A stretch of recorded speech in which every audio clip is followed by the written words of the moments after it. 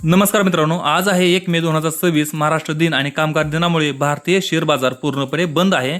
पण जरी आपला मार्केट बंद असला तरी जागतिक बाजारांमध्ये मोठ्या हालचाली दिसत आहेत आणि त्याचा थेट परिणाम सोमवारच्या ओपनिंगवरती होऊ शकतो. सर्वात आधी यूएस मार्केटकडे पाहूया. काल रात्री अमेरिकन बाजारामध्ये जबरदस्त तेजी पाहायला मिळाली. डॉ जोन्स जवळपास 1.6% ने वाढला तर नासडॅक देखील पॉझिटिव्ह मध्ये क्लोज झाला. यामुळे गुंतवणूकदारांचा आत्मविश्वास पुन्हा वाढलेला दिसत आहे. आता फ्युचर्स मार्केट पाहिलं तर डॉ जोन्स फ्युचर्स अजूनही ग्रीन मध्ये आहेत, म्हणजेच आज रात्री ही यूएस मार्केट पॉझिटिव्ह सुरू होण्याची शक्यता आहे.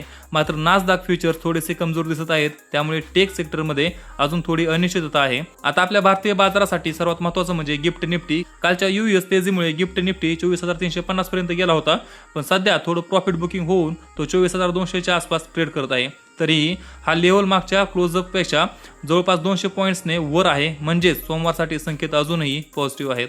एशियन मार्केटकडे पाहिलं तर आज बहुतेक मार्केट्स बंद होते, पण जपान, ऑस्ट्रेलिया आणि न्यूझीलंडमध्ये पॉझिटिव्ह क्लोजिंग दिसली, म्हणजे ग्लोबल सेंटिमेंट एकूण चांगलं आहे. कमोडिटी मार्केटमध्ये सर्वात मोठी बातमी म्हणजे क्रूड ऑइल. काही दिवसांपूर्वी $126 पर्यंत गेलेलं ऑइल आता $100 ते $101च्या आसपास आलेलं आहे. ही घसरण भारतासाठी खूप पॉझिटिव्ह आहे, कारण त्यामुळे इन्फ्लेशन कमी होण्यास मदत होऊ शकते. पण इथे एक मोठा रिस्क अजूनही कायम आहे आणि तो म्हणजे जिओपॉलिटिकल टेन्शन. यूएस आणि इराण यांच्यातील परिस्थिती अजूनही अनिश्चित आहे.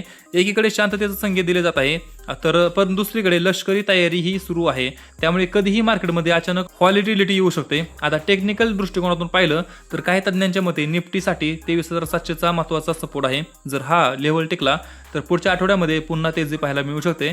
सोमवार आणखी एका कारणासाठी महत्त्वाचा आहे आणि तो म्हणजे निवडणुकांचे निकाल. त्यांचा मार्केट सेंटिमेंटवर थेट परिणाम होऊ शकतो. एकूणच निष्कर्ष काय तर ग्लोबल संकेत पॉझिटिव्ह आहेत, यूएस मार्केट मजबूत आहे, गिफ्ट निफ्टी सपोर्ट देत आहे आणि ऑइल प्राइस कमी झाले आहेत. हे सगळं बाजारासाठी चांगलं आहे, पण जिओपॉलिटिकल रिस्क अजूनही कायम आहेत. म्हणूनच पुढच्या आठवड्यामध्ये मार्केटमध्ये व्हॉलिटिलिटी राहू शकते, त्यामुळे घाईघाईने निर्णय घेऊ नका. योग्य लेवल्सवर प्लॅन करून ट्रेडिंग आणि इन्व्हेस्टमेंट करा. जर तुम्हाला असेच मार्केट अपडेट सोप्या भाषेमध्ये हवे असतील तर आताच आपल्या चॅनलला सबस्क्राईब करा. जर व्हिडिओ आवडला असेल तर व्हिडिओला एक लाईक करा. आपण व्हिडिओ पुढच्या व्हिडिओमध्ये. तोपर्यंत जय हिंद, जय महाराष्ट्र.